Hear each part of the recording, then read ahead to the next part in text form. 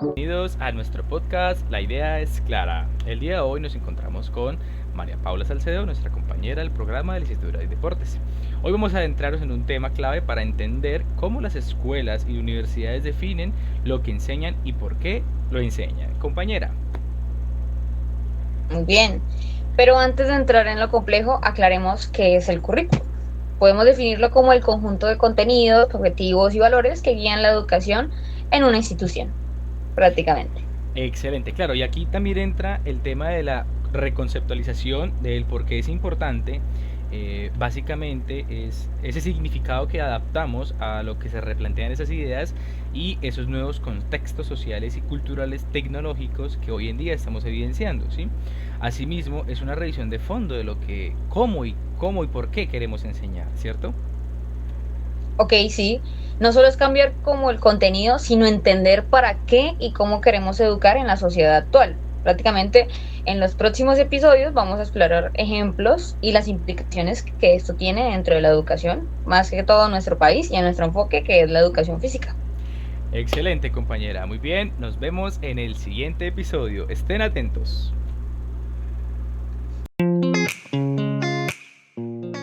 Hoy, bienvenidos, segundo episodio. Hoy profundizaremos en algunos ejemplos que nos van a ayudar a entender cómo este currículo y cómo la conceptualización del currículo ha cambiado a lo largo del tiempo.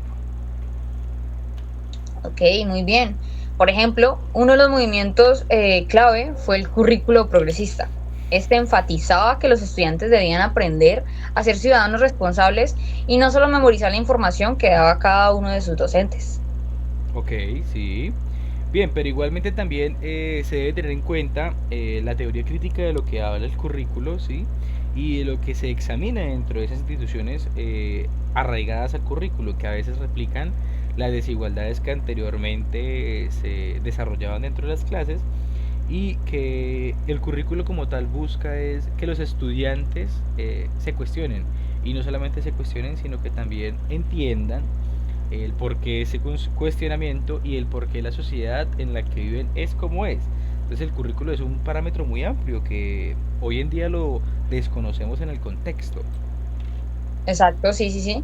Y por esto, o sea, estos movimientos han impulsado la idea de un currículo como más abierto, más flexible, que los estudiantes propongan y que este tema se adapte más que todo a las necesidades de ellos y de la sociedad que va avanzando cada vez que nosotros generamos este tipo de foles o bueno, de trabajos. Así es. Y bueno, básicamente eso es en resumen de lo que hablamos hoy, de lo que es el currículo. Y para el siguiente episodio traeremos entonces la forma en cómo vamos a explorar o el mecanismo sobre las implicaciones que tiene actualmente este currículo dentro de nuestro eje temario que compete a la educación física y del deporte. Listo, muchas gracias. Bienvenidos al penúltimo episodio acerca de lo que estamos hablando actualmente, que es la serie. Hablaremos hoy en la implicación del futuro y el proceso de la reconceptualización que estamos teniendo en la educación actual o en el sistema educativo actual, que es el referente a el currículo.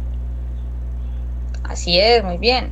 Como actualmente esta idea de un currículo flexible implica que los educadores, los docentes, adaptan sus clases a la realidad de sus estudiantes, incorporando temas no solo relevantes en el tema educativo trascendental, sino tecnología, sostenibilidad, tema manejo de las emociones. Esto ayuda a que los estudiantes actualicen su manera de aprendizaje y que los docentes vayan innovando cada vez más en sus clases. Claro, y eso también nos significa a nosotros del eje de la educación física que los estudiantes se vuelven un poco más activos, que no son tan sedentarios, llamémoslo así, que se dinamicen las actividades, que se dinamicen las clases y asimismo ese proceso de aprendizaje sea un poco más fluido, un poco más movido y que no sea tan monótono como anteriormente se contextualizaba dentro de las clases, ¿no? Que era la teoría, hayan profesores profesando y no hoy en día lo que llamamos el nuevo concepto del profesorado, que es alguien que nos guía, ¿sí? Nos guía dentro de ese campo disciplinar como lo que es la tecnología, la ciencia, la historia, la biología, bueno, etcétera, y nos involucra en esos aspectos y lo converge en un entorno social que nos permite identificar a ciencia cierta nuestro papel no solo como docentes, sino como personas dentro de la sociedad. Exacto, muy bien. Como tal, como en definitiva, esta reconceptualización de este currículo nos plantea un modelo de educación más dinámico y cercano a la vida real de todos los estudiantes. Este cambio busca prácticamente que los estudiantes desarrollen pensamiento crítico y herramientas para la vida de cada uno de ellos. Así es. Bueno, damos cierre al episodio, el penúltimo episodio de esta miniserie podcast y nos estaremos preparando para el último episodio acerca de la relevancia del currículo dentro de la educación física. Muchas gracias por ver.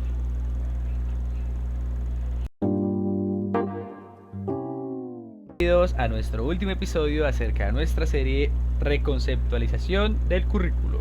En el día de hoy vamos a explorar cómo esa reconceptualización del currículo impacta en la educación física, promoviendo un enfoque muy distinto de lo que va más allá al rendimiento deportivo. Bien, hoy en día vamos a transformar, junto con la compañera María Paula, esta educación física en las escuelas y en las universidades. Toma la palabra. Claro que sí, porque cuando hablamos de educación física, a veces se piensa solo en el deporte, en el tema del juego, en el rendimiento atlético y en el entrenamiento, pero no. Esta reconceptualización lo que plantea y lo que busca es que esta materia también promueva el bienestar físico, mental y social de todos nuestros estudiantes, dependiendo de cada edad, ¿sí? Ok, claro.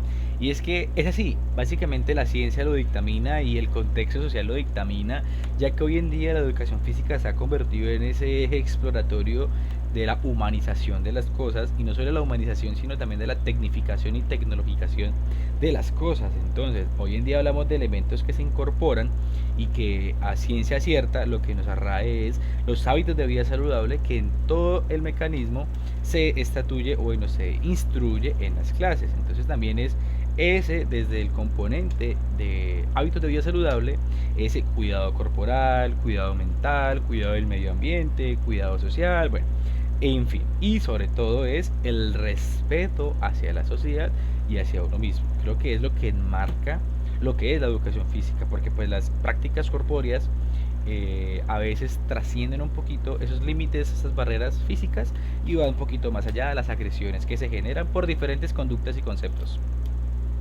No, sí, claro, y además esta educación física se ha vuelto mucho más inclusiva para todas las personas porque se diseñan actividades que pueden ser disfrutadas por estudiantes de diferentes habilidades y limitaciones físicas. Ya vemos nosotros en clases de educación física que participan estudiantes con limitaciones visuales, auditivas y más que todo físicas, aportando dentro de su clase y aportando a la enseñanza tanto de ellos como de sus compañeros. Y gracias a esta adaptación del currículo hace que todos puedan participar y beneficiarse de él.